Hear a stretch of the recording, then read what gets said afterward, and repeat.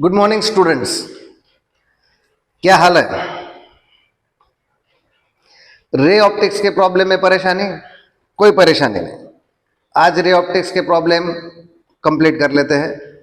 NCERT ray optics के problem अगर हम अच्छी तरह से समझ लेंगे तो नीट और जेई में कोई परेशानी नहीं।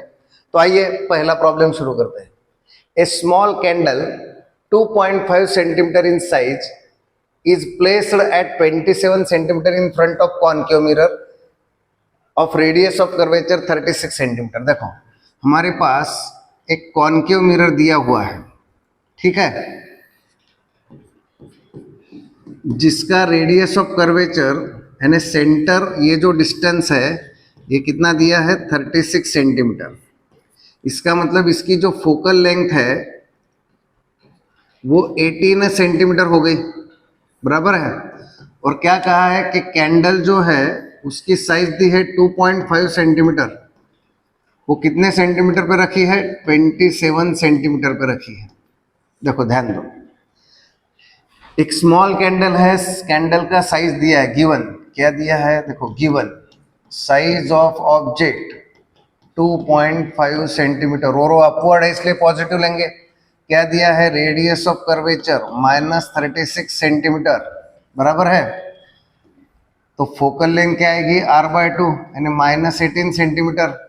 और ऑब्जेक्ट डिस्टेंस दिया है u -27 सेंटीमीटर। अब देखो हमारे पास ऑब्जेक्ट का डिस्टेंस दिया है, फोकल लेंथ दी है, रेडियस दी है, ऑब्जेक्ट साइज दिया है। क्या कहा है देखते हैं। At what distance from the mirror should A screen be placed? At what distance from the mirror should a screen be placed in order to obtain sharp image? हमें sharp image मिलेगी, इसके लिए हमें स्क्रीन कहाँ रखनी चाहिए? तो simple है, जहां पर इमेज बनेगी वहीं पे हम स्क्रीन रखेंगे। तो अब देखो ऑब्जेक्ट कहाँ पर है? सी और एफ के बीच में। ऑब्जेक्ट है सी और एफ के बीच में, तो डेफिनेटली उसकी जो इमेज है वो बियॉन्ड सी बनेगी। और वो कैसी होगी? इन्वर्टेड होगी। ये हमें ऑलरेडी पता है। तो हमें क्या करना है? ऑब्जेक्ट डिस्टेंस दिया है, इमेज डिस्टेंस फाइंड कर लेना है। क्योंकि जहां पे इमेज बनेगी वहीं पे हम क्या रख देंगे? स्क्रीन को रख देंगे। बात समझ में आई? जहां पे इमेज बनेगी वहीं पे स्क्रीन रखेंगे। तो हमारे पास मिरर फॉर्मूला है 1/f is equal to 1/v plus 1/u। ये हमारा मिरर फॉर्मूला है, बराबर है क्या? 1/f is equal to 1/v plus 1/u। 1/f -18, v हमें निकालना है और u कितना है, इसलिए 1/v is equal to 1/27 minus 1/18, बराबर है। तो यहाँ पे हम क्या करेंगे? इसको 2 से, इसको 3 से, सो 2 - 3/54 हो जाएगा ये। So -1/54। So v is equal to -54 centimetre. तो इमेज का डिस्टेंस कितना है? -54 सेंटीमीटर। इमेज -54, -54, माइनस का मतलब है कि image is in front of mirror. तो इमेज डिस्टेंस हो गया, इमेज 54 सेंटीमीटर पे है, इसलिए हम स्क्रीन भी वही रखेंगे। अब आगे क्या पूछा है? Describe the nature and size of image. Nature and size of image के लिए हमें क्या करना पड़ता है? हमें मैग्निफिकेशन निकालना पड़ेगा। मैग्निफिकेशन कैसे निकालेंगे? M is equal to -v/u -54/u कितना है? -27। सो कितना हो गया ये? -2।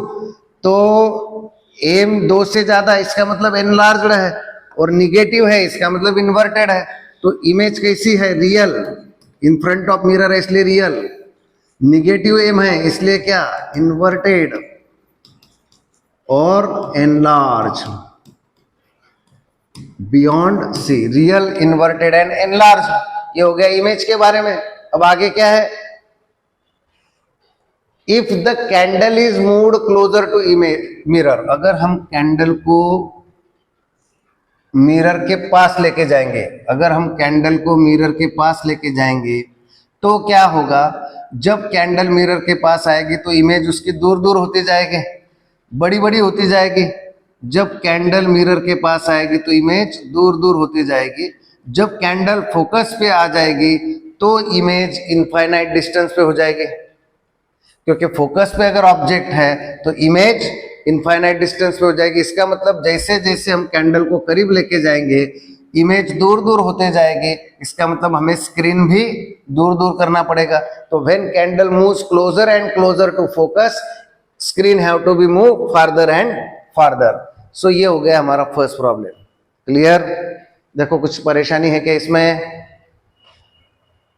चलो second problem, NCERT exercise 9.2।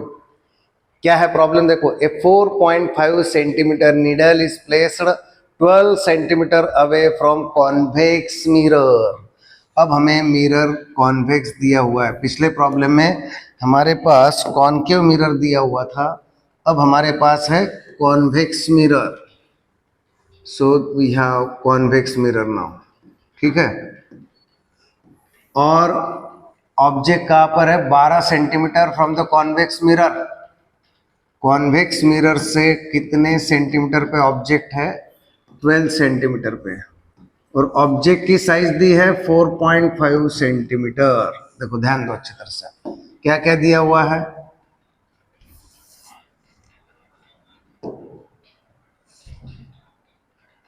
Given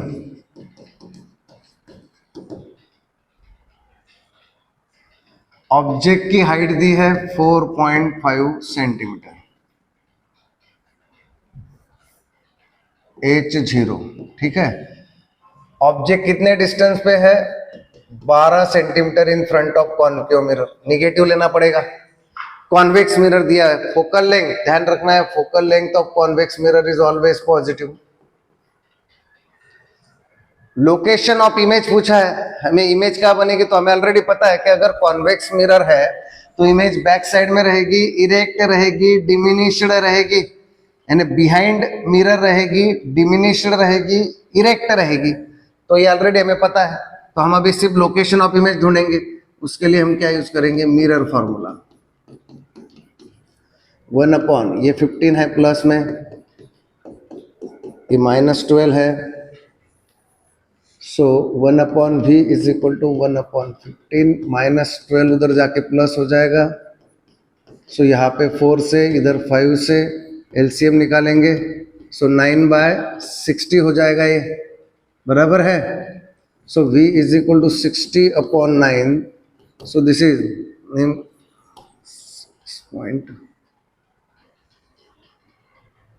6.6 centimetre.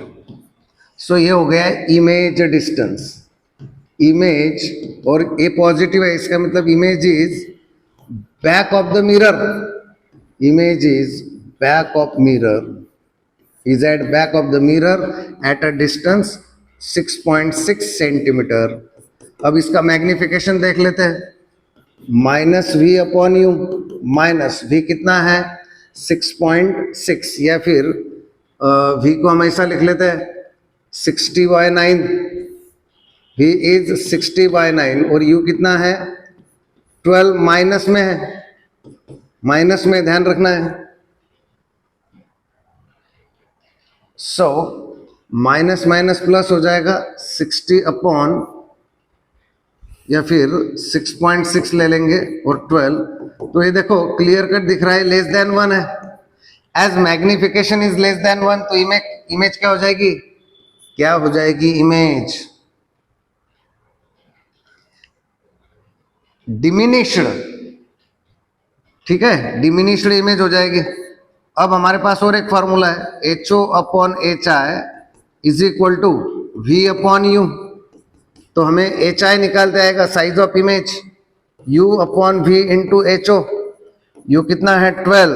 This is 6.6 into HO कितना है? 4.5। आपको आंसर मिल जाएगा, साइज ऑफ इमेज भी। देखो दूसरा क्या है कि what happen as we move object is moved farther from the mirror. अगर ऑब्जेक्ट को मिरर से दूर लेके जाएंगे तो इमेज जो है वो भी मिरर से दूर जाएगी, पर वो कहाँ पे आके रुक जाएगी? फोकस पे आके रुक जाएगी। जो इमेज है वो उसकी साइज कम कम होते जाएगी। जैसे ही हम ऑब्जेक्ट को दूर लेके जाएंगे तो इमेज फोकस की तरफ जाएगी, उसकी साइज कम होती जाएगी। बात समझ में आई? और ऑब्जेक्ट जब इन्फिनिटी पे होगा तो इमेज पूरी तरह से फोकस पे बनेगी। इस प्रॉब्लम को एक बार फिर से समझाता हूं, देखो ध्यान दो। इस प्रॉब्लम को फिर से एक बार समझा देता हूं। क्या है, हमें एक कॉन्वेक्स मिरर दिया हुआ है, ठीक है। इसकी फोकल लेंथ हमें पता है और इस मिरर से एक ऑब्जेक्ट है जिसकी साइज 4.5 सेंटीमीटर है, वो 12 सेंटीमीटर पे हमें दिया है। यानी ये हो गया हमारा ऑब्जेक्ट डिस्टेंस -12 सेंटीमीटर। इस कॉन्वेक्स लेंस की फोकल लेंथ हमें दी हुई है। Focal length of convex lens हमेशा पॉजिटिव होती है, तो हमें अभी फोकल लेंथ पता है, ऑब्जेक्ट डिस्टेंस पता है। हमें इमेज कहाँ है वो पूछा है, तो हमें ऑलरेडी पता है कि as it is convex lens, lens नहीं मिरर, कॉन्वेक्स मिरर, तो इमेज कैसी रहेगी? इमेज हमेशा वर्चुअल रहेगी, इरेक्ट रहेगी और स्मॉल रहेगी। ये ऑलरेडी हमें कैरेक्टर्स पता है कि कॉन्वेक्स मिरर में ऑब्जेक्ट कहीं भी रखो, image virtual, erect and small आने वाली है। पर फिर भी अभी हमें लोकेशन ऑफ ऑब्जेक्ट निकालना है और इमेज निकालना है, तो मिरर फॉर्मूला यूज करेंगे। मिरर फॉर्मूला क्या है? 1/15, ये -12 हो जाएगा। So 1/v is equal to 1/15 plus 1/12। So ये हो जाएगा तुम्हारा 4 + 5/60। So v is equal to 60/9, that is 6.6 centimetre.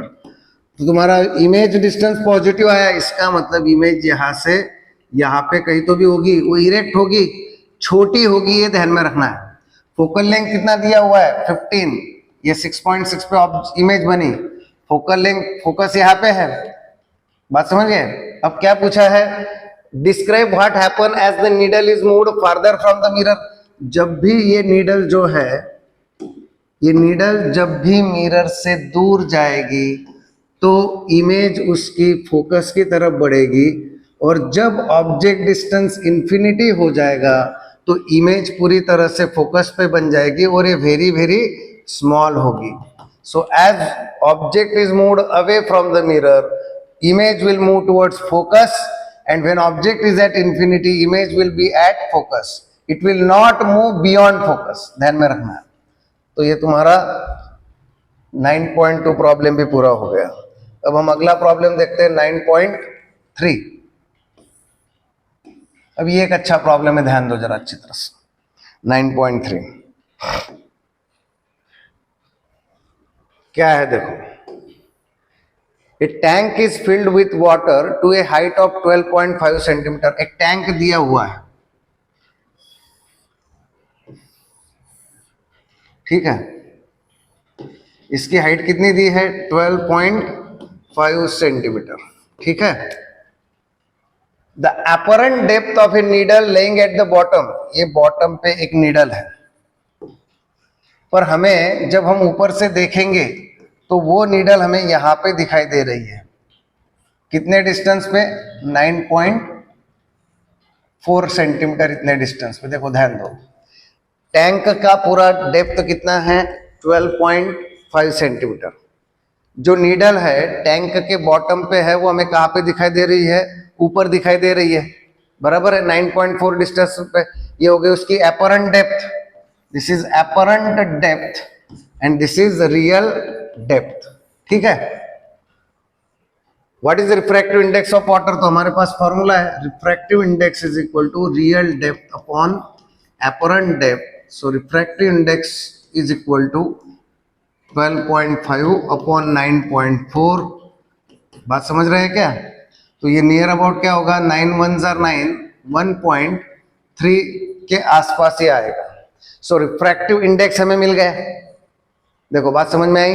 Refractive index मिल गया। अब क्या कहा है कि अगर वाटर को हमने दूसरे किसी मीडियम से रिप्लेस कर दिया तो by what distance would the microscope have to be moved to focus the needle again?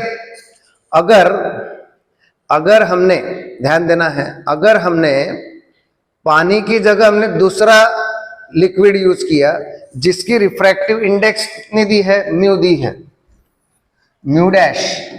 फिर से real depth upon apparent depth, refractive index 1.63 दी है, रियल डेप्थ हमें ऑलरेडी पता है 12.5। और क्या कहा है कि अगर पानी की जगह दूसरा लिक्विड यूज करेंगे तो ये जो यहाँ पे हमने माइक्रोस्कोप लगा के रखा है उसको कितना चेंज करना पड़ेगा पोजीशन।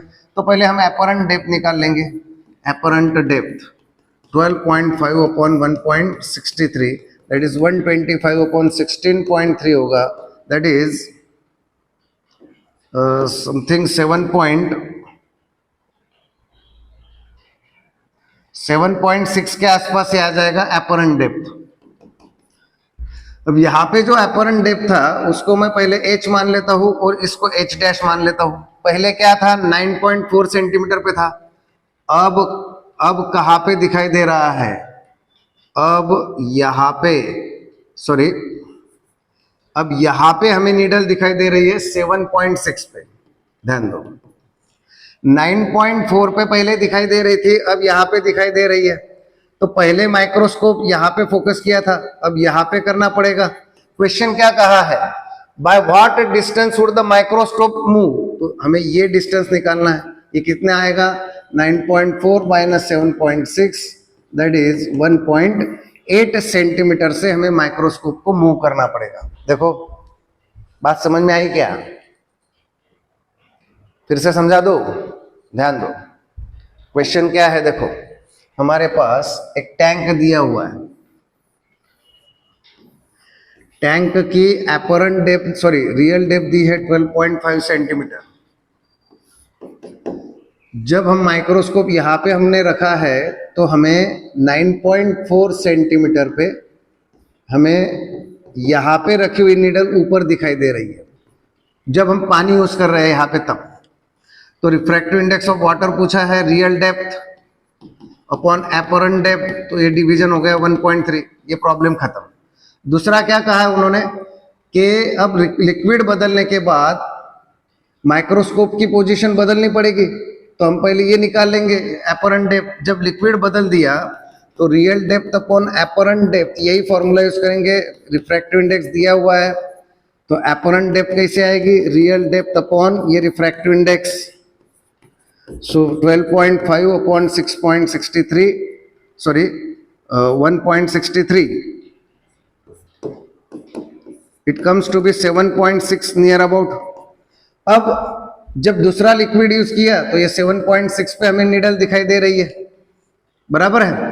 तो इसका मतलब माइक्रोस्कोप की पहली जो पोजीशन थी, माइक्रोस्कोप की पहली पोजीशन यहाँ पे थी, अब माइक्रोस्कोप की इतना पोजीशन बदलना पड़ेगा, तो इतना 9.4।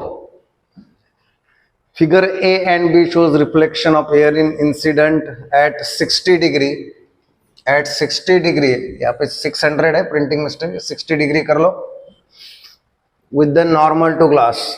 देखो एयर कितना एंगल दिया है, 60 degree, angle of incidence, angle of reflection कितना है, 35 डिग्री।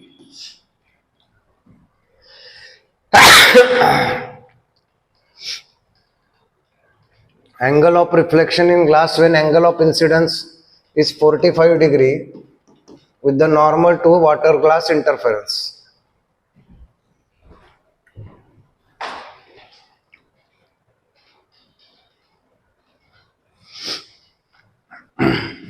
देखो डियर स्टूडेंट्स, क्या है ये फर्स्ट फिगर में angle of incidence, angle of refraction दिया है, तो refractive index of glass with respect to air मिल जाएगी sine I upon sine are.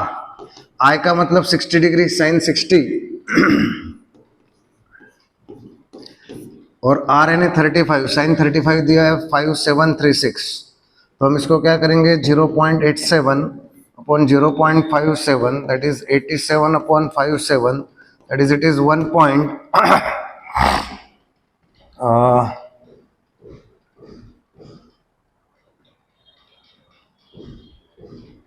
Near about क्या आएगा ये 1.6 या 1.5।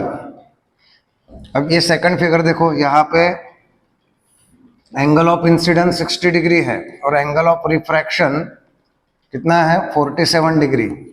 तो refractive index of water with respect to air sine 60 upon sine 47, sine 60